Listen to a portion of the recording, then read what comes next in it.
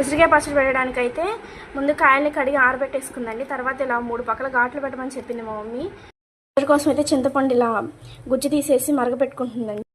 చింతపండు అయితే ఈ కన్సిస్టెన్సీ వస్తే సరిపోద్దంటండి. స్టవ్ ఆఫ్ చేసిన తర్వాత ఆరేసరికి మనకి కొంచెం గట్టి పడుతుంది కాబట్టి ఈ కన్సిస్టెన్సీ సరిపోతుంది. కేజీ కాయలకు వచ్చేసి కేజీ నూనె పట్టిద్దంటండి మొత్తం పచ్చడి మొత్తం అయ్యేసరికి. కాయలు నూనెలో అయితే వేసిందండి. ఇవైతే బాగా గోల్డెన్ బ్రౌన్ కలర్ వచ్చేసి బాగా ఎర్రగా వేగాలండి. సో వెల్లుల్లిపాయలు అయితే కలర్ వస్తే సరిపోద్దంటండి. కాకపోతే మనం వీటిని నూనెతో పాటే పచ్చడిలో వేసేసుకోవాలంట. నూనెలోంచి బయటికి తీసి పక్కన పెట్టాల్సిన అవసరం అయితే లేదు. కొలతలు అయితే చూద్దామండి. మా మమ్మీ ఏం చెప్పారంటే కేజీ కాయలకు కానీ లేదా డబ్బా కాయలన్నా కేజీ లెక్కే వస్తాయంట. సో దానికైతే 1/2 కేజీ చింతపండు గుజ్జు తీయకముందు తీసుకోవాలి. దాని తర్వాత 1/2 కేజీ చింతపండు మనం గుజ్జు తీసుకుంటాము. సో 1/2 కేజీ ఉప్పు, 1/2 కేజీ కారం, 100 గ్రాముల మెంతిపిండి, 100 గ్రాముల ఆవుపిండి, అలాగే కొంచెం పసుపు. సో ఫస్ట్ నేను 1/2 గ్లాస్తో అయితే మేము ఉప్పు తీసుకున్నామండి. గ్లాస్కి కొంచెం వెళ్తుగా ఉప్పు అయితే తీసుకొని వేసుకుంటున్నాను. ఉప్పు ఎంతైతే తీసుకున్నాం కారం కూడా అంతే తీసుకున్నానండి.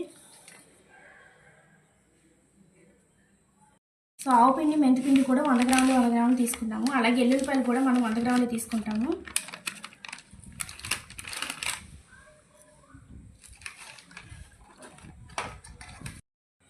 పసుపు అయితే నేను ఒక 2 స్పూన్స్ వేసుకున్నాను. వీటన్నిటిని మొత్తం ఇలా కలుపుకున్న తర్వాత దీంట్లోకి చింతపండు గుజ్జు అయితే యాడ్ చేసుకుంటున్నాం ఇప్పుడు. సో ఇప్పుడు ఈ గుజ్జుని మొత్తాన్ని ఇందులో కలిసి ఇలా బాగా కలిపేసుకున్నాం.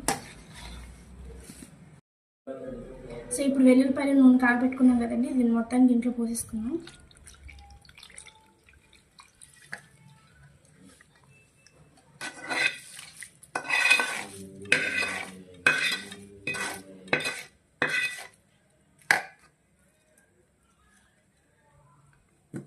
కానీ సరిపోకపోతే 3వ రోజునైతే కలుపుకోవచ్చండి. ఈ నూనె అయితే మాత్రం వేడి చేసే పోసుకోండి, పచ్చి నూనె అయితే పోయకూడదంట.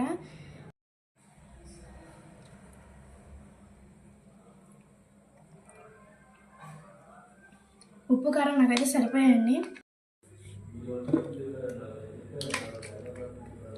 పచ్చడిని అయితే మొత్తం డబ్బాలోకి అయితే తీసేసుకుంటున్నాను. కేజీ కాయలకి అయితే 2 డబ్బాలు పచ్చడి వచ్చేసిందండి.